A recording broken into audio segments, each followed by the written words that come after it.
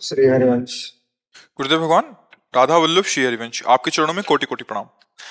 महाराज जी, माता पिता और संतान का संचित कर्म अलग होता है, तो प्राणलेवा भयंकर व्याधि संतान को क्यों प्राप्त होती है? दोनों का संयोग कर्म का मिलता है। पूरे परिवार का भी संयोग हो सकता है, जैसे माता पिता और पुत्र तीनों के कर्म का संयोग होता है।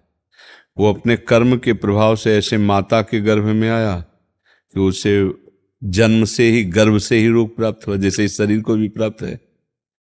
अब उसका कर्म है कि ऐसी माता के गर्भ से जन्म हुआ, ऐसा संयोग प्राप्त हुआ। तो भगवान जो है, एक बाण में कई निशाने नहीं हो जाते, ऐसे कर्म का संयोग, पिता का कर्म, माता का कर्म और पुत्र का कर्म, तीनों का संयोग बैठा करके कि उस गर्भ से उसको जन्म लेना पड़ा।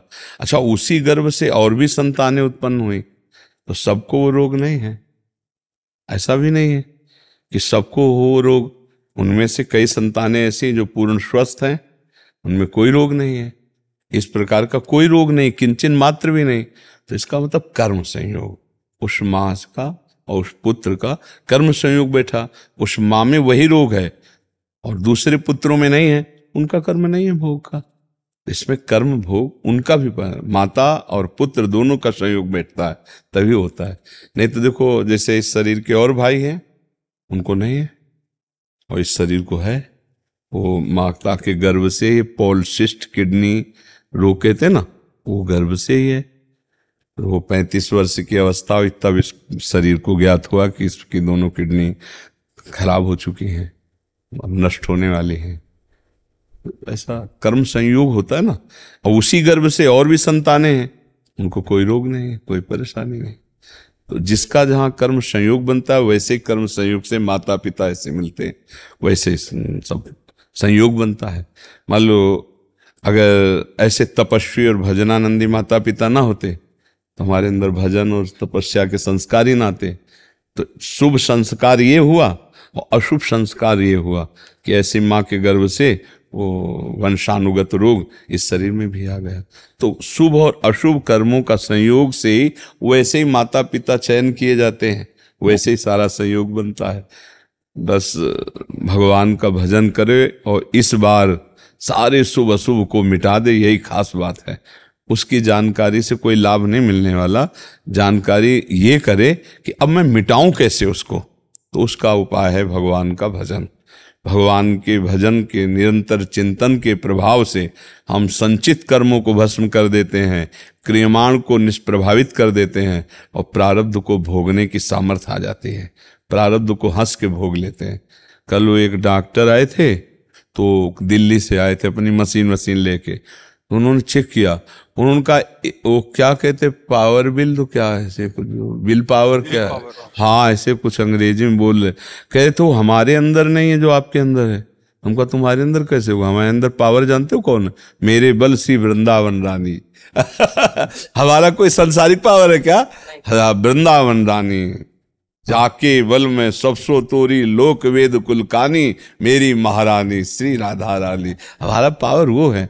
हम उनके बल से, हम किडनी के बल से थोड़ी चलते हैं, हम श्री जी के बल से चलते हैं। श्री जी के नाम, श्री जी का रूप, श्री जी का गुण, और वही बताने के लिए बैठे।